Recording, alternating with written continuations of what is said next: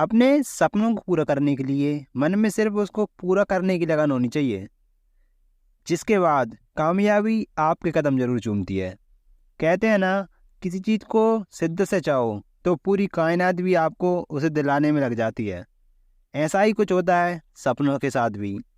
यदि कोई अपने सपनों को पूरा करने की ठान ले तो वह हर परेशानियों को पार करके उसे पा ही लेता है।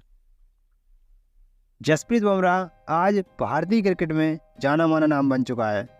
अगर आप क्रिकेट फैन हैं तो जसप्रीत बुमराह को अच्छे से जानते होंगे। जसप्रीत बुमराह का जन्म 6 दिसंबर 1993 को गुजरात के अहमदाबाद शहर में हुआ। पिता जसबीर बुमराह एक बिजनेसमैन थे और मां दिलजीत बुमराह प्राइमरी स्कूल की प्रिंसिपल थीं और उनकी एक बहन भी थी। बचपन में हर बच्चे की तरह बुमराह को भी क्रिकेट से बहुत लगाव था। उन्हें बैटिंग से ज़्यादा बॉलिंग पसंद थी। बाउंड्री छोटी होने की वजह से उन्हें अपना रनअप छोटा रखना पड़ता था, पर इससे फ़ायदा ये हुआ, छोटे रनअप के साथ एक यूनिक बॉलिंग एक्शन से वो बॉलिंग कर पाते थे। पर जब बुमराह सिर्फ 5 साल के थे तब एक गंभीर बीमारी की वजह से उनके पिता की मृत्यु हो गई। फैमिली के लिए ये बहुत बड़ा सदमा था।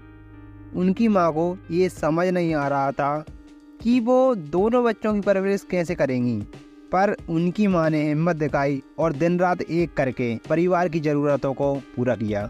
जब बुमराह की माँ गर्मी के दिनों में थकार के दोपहर के समय आराम करने जाती, तब बुमराह की बॉलिंग प्रैक्टिस की आवाज़ से वो परेशान हो जाती थीं और बुमराह को कह देती थीं कि बेटा मुझे आराम करना है, शोर मत करो। इसके बाद बुमराह दीवार के बिल्कुल नीचे ज़मीन पे बॉल करते थे, जिससे आवाज़ कम होती थी और उनकी माँ आराम भी कर पाती थी। पर जाने अनजाने में बुमराह यहाँ यॉर्कर की प्रैक्टिस कर रहे थे। बुमराह अपने स्कूल की रॉयल अकेडमी में प्रैक्टिस किया करते थे और जब वो मैचेस में दूसरी टीम के प्लेयर्स की गिल्लियाँ उखाड़ते थे तो दूसरी टीम के ट्रेनर्स उनकी बॉलिंग का मजाक बनाते थे और उसे इलीगल भी कहते थे। पर बुमराह के कोच किशोर त्रिवेदी ने उनसे कहा कि बॉलिंग एक्शन कभी मत बदलना, यही तुम्हारा हथियार है। 10th के बाद 14 साल की उम्र में उन्होंने अपनी माँ से कहा कि मुझे क्रिकेटर बनना है। माँ परेशान हो गई, सोचने लगी कि लड़का पढ़ेगा नहीं तो लाइफ में आगे क्या करेगा। पर उन्होंने कोच से बात की और कोच ने कहा लड़के में टैलेंट है तो इसे थोड़ा वक्त दे दीजिए। तो उनकी माँ ने उन्हें ग्रेजुएशन तक का वक्त दिया और कहा इसके बाद उन्हें कनाडा अपने कज़न के पास जाना होगा। पर बुमराह ने इसके बाद मेहनत करना चालू कर दिया। बुमराह 17 साल के हो चुके थे, पर अभी तक उन्होंने कोई भी एज लेवल क्रिकेट नहीं खेला था, पर क्लब क्रिकेट में वो कंसिस्टेंट परफॉर्मर थे। अहमदाबाद डिस्ट्रिक्ट टीम के सेक्रेटरी अनिल पटेल ने बुमराह को अंडर 19 डिस्ट्रिक्ट ट्रायल के लिए बुलाया। उन्होंने बुमराह को MG साइंस कॉलेज में बॉलिंग करते देखा था। सिलेक्शन कमेटी के 2 सिलेक्टर को उनकी बॉलिंग एक्शन पर डाउट था, पर अनिल सर ने कहा कि बच्चा अच्छी बॉलिंग कर रहा है, मेन टीम में ना सही रिजर्व प्लेयर में तो रख ही सकते हैं। टीम शुरू के 3 मैच जीत गई और चौथे मैच में सभी रिजर्व प्लेयर को मौका दिया गया और इस मैच में जसप्रीत बुमराह ने 7 विकेट लेके सबके मुंह बंद करा दिए। अब बुमराह को स्पोर्ट्स शूज की ज़रूरत थी और वो अपनी माँ के साथ नाइकी स्टोर गए, पर वहाँ के शूज बजट के बाहर थे और बुमराह की माँ ने उन्हें शूज नहीं दिला पाए। पर बुमराह ने अपनी माँ से कहा कोई बात नहीं माँ, एक दिन मैं ये शूज ज़रूर खरीदूँगा।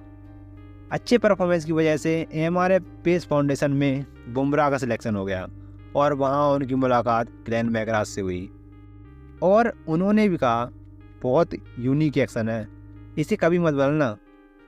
साथ ही वहाँ की ट्रेनिंग से बुमराह को बहुत फ़ायदा हुआ। इसके बाद 2012 में महाराष्ट्र के खिलाफ अपना T20 डेब्यू किया।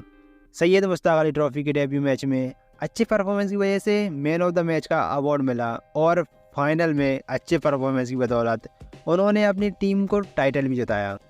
सैयद मुश्ताक अली ट्रॉफी के सीजन में ऐसा हुआ जिसने बुमराह की लाइफ को मोड़ के रख दिया। दूसरा मैच मुंबई के खिलाफ था। जॉन राइट जो कि मुंबई इंडियंस के हेड कोच थे, वो भी मैदान में अक्षर पटेल की परफॉर्मेंस देखने आए हुए थे।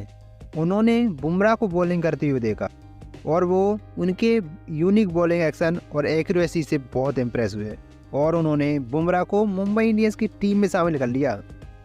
4 अप्रैल 2013 को आरसीबी के खिलाफ आईपीएल करियर का डेब्यू किया और पहले ही ओवर में विराट ने उन्हें 4 चौके जड़ दिए, पर अगले ओवर में उन्होंने कमबैक किया और विराट को एलबीडब्ल्यू आउट करके आईपीएल करियर का पहला विकेट लिया। इसके बाद 2014 दिलीप ट्रॉफी के वार्म अप में उन्हें नी इंजरी हो गई, जिस वजह से उन्हें सर्जरी करवानी पड़ी। इस बीच उन्हें लगा शायद उनका करियर तो ख़त्म है, पर उन्होंने फिटनेस पर ध्यान दिया और बेहतरीन वापसी की और 23 जनवरी 2016 को ऑस्ट्रेलिया के खिलाफ डेब्यू किया। इस मैच में जहां सभी एक्सपीरियंस बॉलर 6 की इकॉनमी से रन दे रहे थे, वहीं बुमराह ने 10 ओवर में 40 रन देकर 2 विकेट लिए, जिसमें उन्होंने पहला विकेट सीमित का लिया था। इसके 3 दिन बाद 26 जनवरी 2016 को T20 करियर का डेब्यू किया और डेविड वार्नर को पहला शिकार बनाया और अपने डेब्यू मैच में ही 3 विकेट लेके मैच जिता दिया। 2017 में हुई चैंपियंस ट्रॉफी में अच्छा प्रदर्शन करने के बाद फाइनल में उन्होंने फ़खर जमान को आउट किया, पर वो बॉल नो बॉल थी। इसके बाद फ़खर जमान ने वहाँ से सेंचुरी लगा दी और भारत वो फाइनल हार गई। इसके बाद बुमराह को बहुत ज़्यादा ही ट्रोल किया गया। 5 जनवरी 2018 को साउथ अफ्रीका के खिलाफ टेस्ट डेब्यू किया और एबी डिविलियर्स को बेहतरीन इन स्विंगर से क्लीन बोल्ड कर पहला विकेट लिया। बुमराह ने इसके बाद कई सारे रिकॉर्ड तोड़े और कई सारे मैच जिताए। 28 अक्टूबर 2022 को उन्होंने आईपीएल में अपने 100 विकेट पूरे कर लिए। पता है 100वां विकेट भी उन्होंने विराट का ही लिया था। बात करें बुमराह की निजी ज़िंदगी के बारे में तो उन्होंने 15 मार्च 2021 को संजना गणेशन से शादी की और आज उनका एक बेटा भी है। बुमराह अगस्त 2022 में बैक इंजरी की वजह से टीम से बाहर होते हैं, जिसके बाद उन्हें सर्जरी भी करवानी पड़ती है। इसके 1 साल बाद अगस्त 2023 को आयरलैंड के खिलाफ वापसी करते हैं और सितंबर 2023 में एशिया कप में ओडीआई टीम में भी वापसी कर लेते हैं और अब वर्ल्ड कप में भी बेहतरीन प्रदर्शन कर रहे हैं और उम्मीद है ये प्रदर्शन ऐसे ही सेमीफाइनल और फाइनल में भी चले और भारत 12 साल के बाद एक बार फिर वर्ल्ड चैंपियन बने। ये थी बुमराह की लाइफ स्टोरी, जिनके सिर से महज 5 साल की उम्र में पिता का साया सर से उठ गया था और इसके बाद माँ के कड़े संघर्ष ने उन्हें पाला और बेटे की जिद को समझा और क्रिकेट खेलने के लिए टाइम दिया और आज वो वर्ल्ड के सबसे कामयाब बॉलर्स में से एक हैं। आशा करता हूँ आपको वीडियो पसंद आया होगा। आशा करता हूँ आपका दिन शुभ हो। वीडियो देखने के लिए बहुत बहुत धन्यवाद।